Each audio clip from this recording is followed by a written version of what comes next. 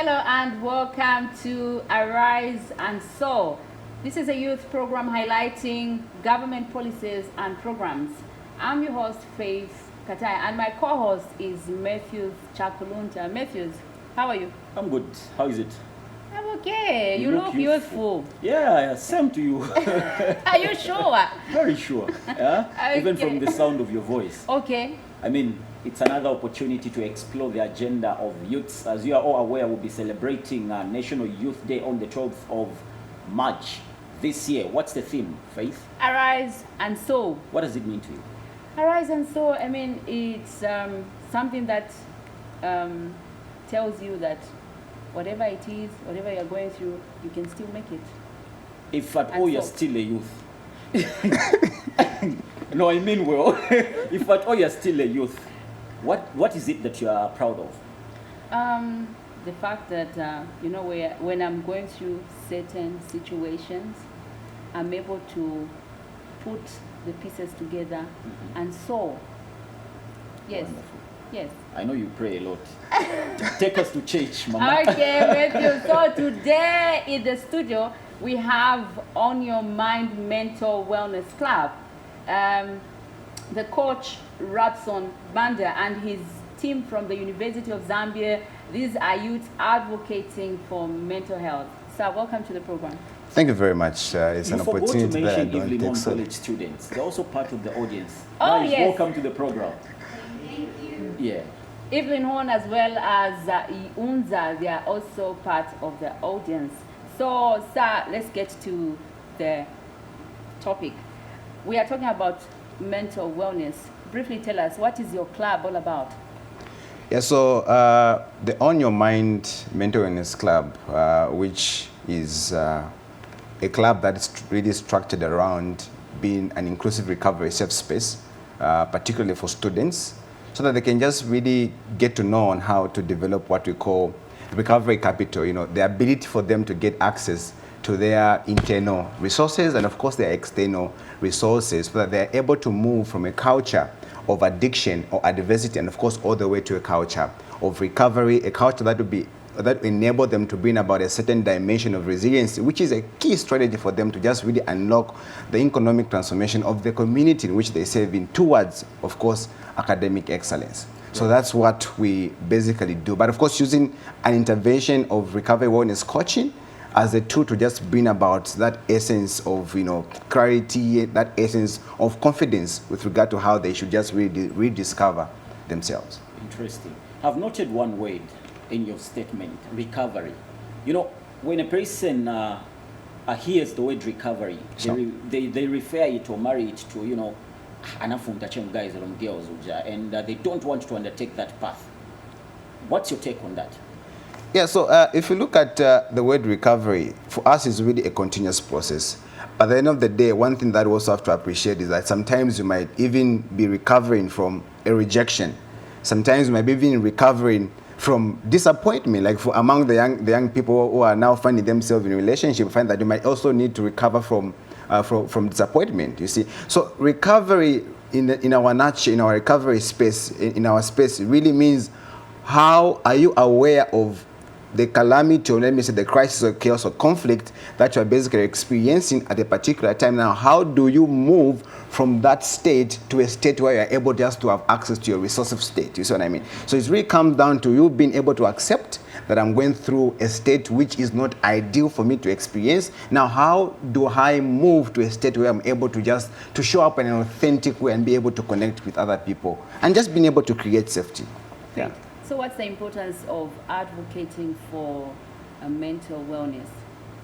Yeah, being a person with a mental health experience, there are times where people do not know where to get access to certain services, particularly when talking about how do they subscribe to their mental well-being. So advocating is like creating demand and being able to promote the topic of discussion. So I find that now people will be aware to say, if I'm feeling this way, I need to talk to that person, I need to go and see a profession, I need to go and see that institution, because those are the services that they do provide. But if people are not aware of where to get access whenever they are in a calamity, to find that it's very difficult for them to actually experience, recovery, to be very difficult for them to even know that, there is support with regard to the challenge that I'm basically facing. Great. So how can one access your club, or in simpler terms, how can one join your club? Yeah, so the way it is, the corporate governance or the corporate structure of our institution, of course, we as a Elevated Initiative, in conjunction with the University of Zambia, and through the students who we trained as peer recovery wellness coaches. So these are the students that were now able to form up a mental wellness club, after realizing that, of course, there is so much we can do within the university campus. Of course, we know that there was a lot of cases around suicide, so that's what it is. So the students have now got a structure. So through the students, there is a process of onboarding, where now they're able, to call upon students who are really passionate. Sometimes they also got an inclusive recovery safe space, which is like a safe space where a student can come to. So through the structure, the students, and working with Unzasu, so there is a way in which they are able now to invite other students to now learn on how they can join the club. But of course, it's like I'm saying, it's an inclusive recovery safe space. As long as you're a student at the University of Zambia, you are free to join the club. Wonderful. So this year's theme for National Youth Day is Arise and Soar. How do you align the theme with mental health? Yeah, if you look at the word, the first word is arise and soar. And for me, arise really means one person being able to know who they are.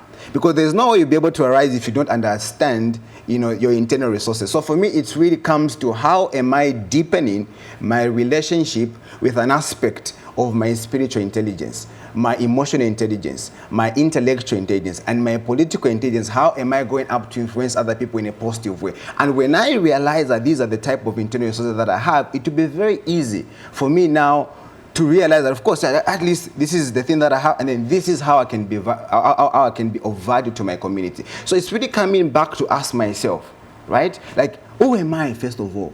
Do I even know my values, my meaning, and my purpose? And when I get to know that, that's what arise means for me. So it's really coming to a place where you're able to realize yourself and your value and the voice that you have, so that when you are interacting with other people, you bring about a sense of peace. You bring about a sense of being able to awaken people to also know who they are. So it's like being a mirror, you know what I mean? So when people meet you, they'll be able to see the good side of their lives. So for me, that's what it means. Familiar stars that they see in the mirror. Now, Sure. Quickly, we know mental health and the youth development agenda is close to your heart. Do you have any experiences or testimonies from people that you guide in the path to reach Amber Heights in association or club? Yeah, so to be honest with you, there was a time when I just given up doing what we're basically doing right now. Not until, in fact, I was at Evelyn Horn, because I used to do nails, and then I was tired, I didn't, where you are tired, and then you don't even want to talk to anybody. Then this young girl stopped me to say, "Sir, how are you?" I'm like, "I'm fine." There was a time, I know you cannot remember me, but there was a time when you came out of our school, then you're talking about how to set goals and how to do all these kind of things, how to be positive. Then you were born again.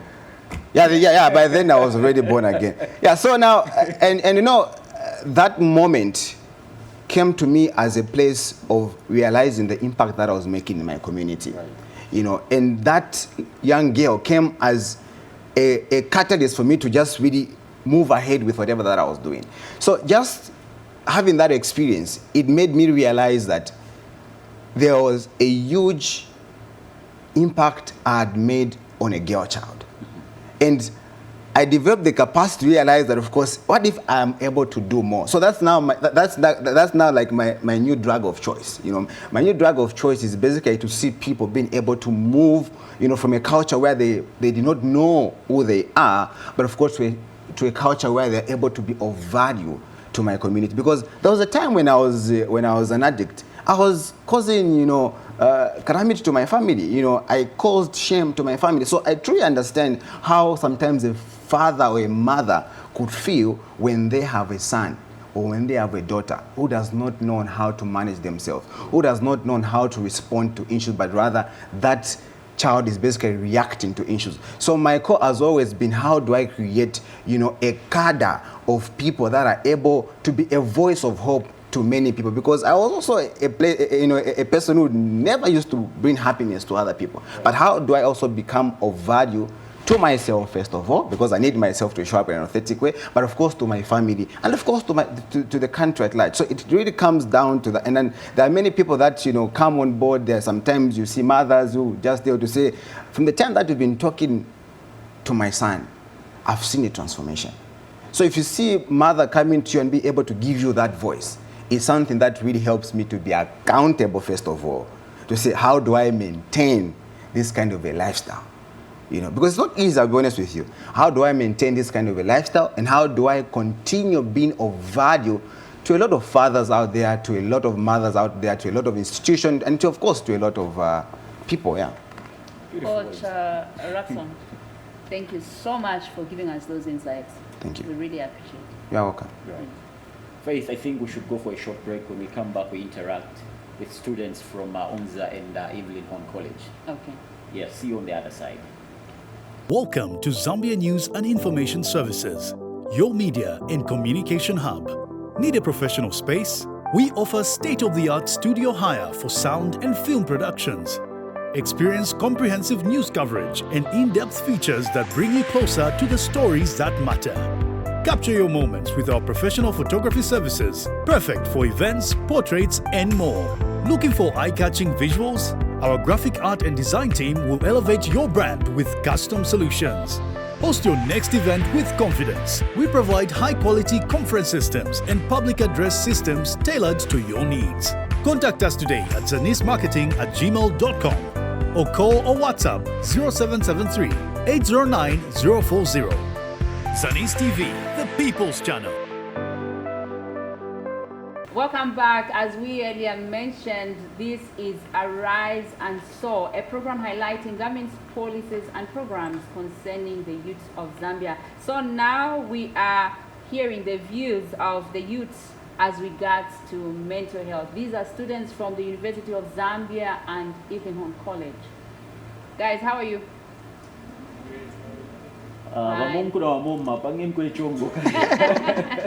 You're still youths, come on. Okay, so we start with the first question. How can you identify personal strengths to help you arise and soar in mental health complications? Kenneth? Thank you so much. My name is Ganikisa Kenneth David Luenje, and of course I'm a student at the University of Zambia studying commerce and entrepreneurship. Apart from that, I am also a peer recovery wellness coach trainee under Elevated Initiatives.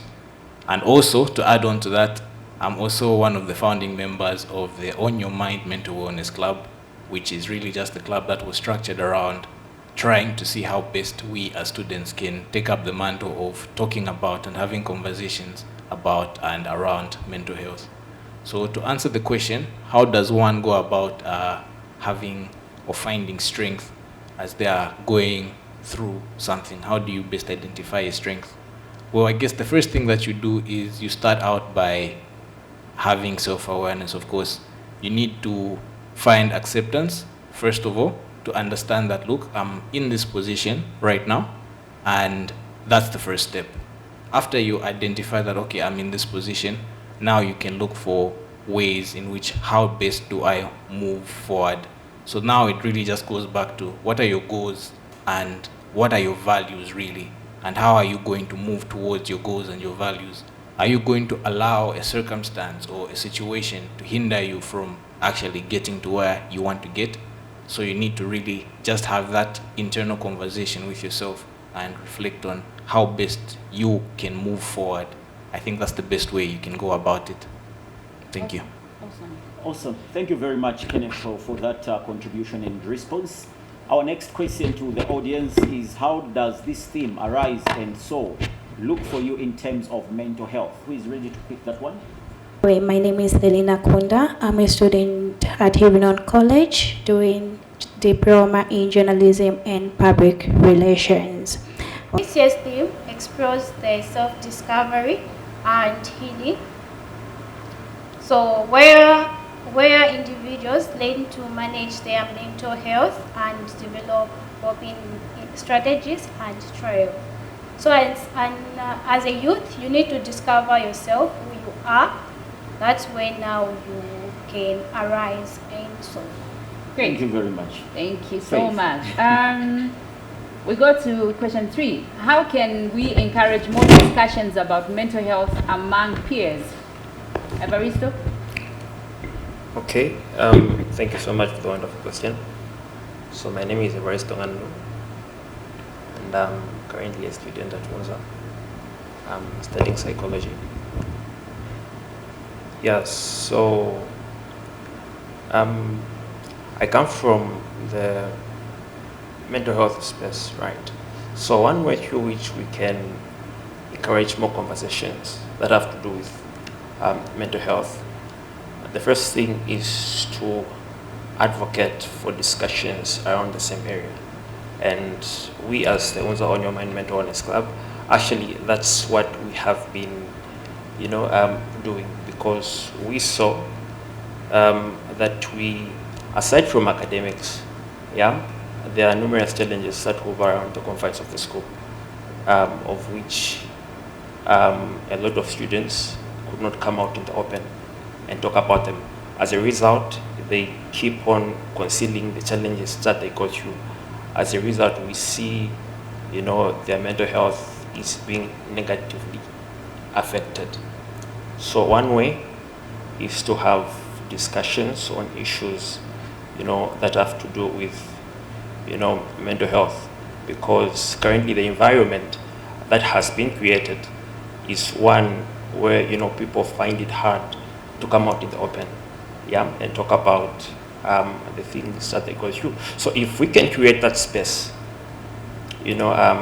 where a friendly space, where people can just have that opportunity to express themselves, I think that would be the ideal way through which we can, help, our students and also the wider community, right? Because mental health, affects everybody. And also I think it should also jot down to personal responsibility. As a person, you also have to be, responsible. Then also, it should also commence from, families, being the smallest social institution in the society. I think it should also start from there, because most of these emerging, challenges that we now see, most of them commence at the family level. So I think if we can also attend to that, because it's the root cause of socialization. All right. So I think if we can also, find time to, maybe have a discussion with families, I think a lot of people would tremendously be helped. And also it goes back all the way up. We have numerous social institutions we can talk about, the government and the global podium. So if we can reach up to that level, then a profound number of people will be helped, because everybody is vulnerable and susceptible to mental health and stress. No one is exempted to that. Thank you. Thank you so much. Thank you. Faith, it's the calmness for me from the gentleman. Mental health is, I love that, Evaristo. Thank you very much for that powerful contribution. We move on. At this time around, the question is, what steps can you take today to ensure a brighter future for our mental health? Anyone in the audience ready to roll? My name is Mwaba Mumba. I am a peer recovery wellness coach, as well as a student at the University of Zambia. So firstly, one thing that we need to do is, you as an individual, are you taking a step to actually get help? So self-awareness is something that is important. You acknowledging that you need help, and you taking now the step forward to seek that help is something that is very important. And it is very important to also just come as a community together in order to promote mental wellness as a family, as an individual, as a community. So you as an individual, you're taking the step, your family is coming in to bring in help as well, and the society is equally coming in to see that we all come as a collective to ensure that there is development when it comes to seeing that young people are helped when it comes to issues that are affecting them, which is mental health, as we are discussing today. Thank you. Great, thank you so much, Mawa. One thing that she's talked about is self-awareness, family, the community. So it's not just you alone, it involves a lot of people. True. Yes. That's So right. moving on, we go to our next question. That is, what role can social media play to ensure fostering positive mental health among the youth? Anyone to pick up that one? Ashley? Yeah, so my name is Ashley Mwashoma. I'm a student at Evelyn Hall doing journalism and public relations. Health awareness and promotion. So social media can be a platform that can disseminate information and health programs, nutrition and disease prevention, and then on health promotion, creating workshops and other activities. The other point I would like to talk about is social networking, which might be a place or forum to offer a space or platform to offer a safe space for youths where they would share their experiences and get support from their fellow peers. Very much beautiful. I love the aspect where she brought in, an idea of health foods. Many a times we neglect that when we are talking about mental health. And also it's very imperative for young people out there, much that we are the major users or influencers of social media. So before you press send, think twice about it. You might just be affecting the next person. Exactly. Yeah. I think before we go to the last question, or actually it's the last question. Okay, the last yeah. question. Yeah, so how can you help your fellow youths who may be struggling to find their wings? Faith, I love this question. Much. It's in relation with the response you gave earlier when opening this program. Yeah, who is taking that one? Thank you very much for that question. My name is Divine Musonda, and I'm a student at the University of Zambia, currently studying development studies and gender studies. So when we look at, first of all, the theme which says arise and sow, someone cannot arise and sow when they are not in the right state. It's like throwing a bird off a cliff and expecting it to fly when it hasn't learned how to. So first of all, I'd like to say that when somebody, first of all, like a youth or a peer, a friend or anybody just finds comfort in you and talk about their mental health, which is not really easy because a lot of people are closed off and there's stigma around that area. So when somebody finds comfort to speak about it to you, first of all, do not be judgmental about it or judge them to say, why would you have such thoughts? Because you really don't know what somebody's going through every day. And then also their environment, like you cannot just barge into someone's life and expect them to open up. Allow them to sit down with you and talk about it. Do not force it out of them. Like for instance, when we talk about students at the University of Zambia, I have seen some of them, how they cope with mental health. Some going to drug abuse, some starve themselves. And when you see that, just sit down with someone. Let them talk to you about their issues. And you can tell them about the clubs that are around school that can help them with their mental health. Because first of all, you're not a certified therapist, so you cannot start giving prescriptions or advice to say, no, do this and do this, or what you have is this, or you're depressed. No, give them a place where they can go. Like we've got a counseling center. So many students visit that place. But then again, if somebody can't do that, find maybe, like when we talk about the coach right there in front of you, can redirect them to the coach. And also, just tell them, reassure them to say it's okay to feel how you're feeling, first of all, because you're human. And then you don't have to always take drugs. Sometimes you can tell someone to go on a walk with you. It's the little things that matter, because some people think they just have to pay for therapy, when you can just get someone out of their space and help them clear their mind. It doesn't have to be really expensive or anything. And also be consistent, because as much as people, when we talk about suicide, people will tell you to talk about it, but it goes beyond that. That's what I believe. I believe you can talk about it, yes, but keep on checking up on them, because some people are just lonely. So whereby you keep consistency, where you're going to check up on them, talk to them, good morning, how are you feeling today? Can I see? Just have a conversation with them. That will help them and drive them out of a place where they feel like the world is crumbling, but they just need some fresh air.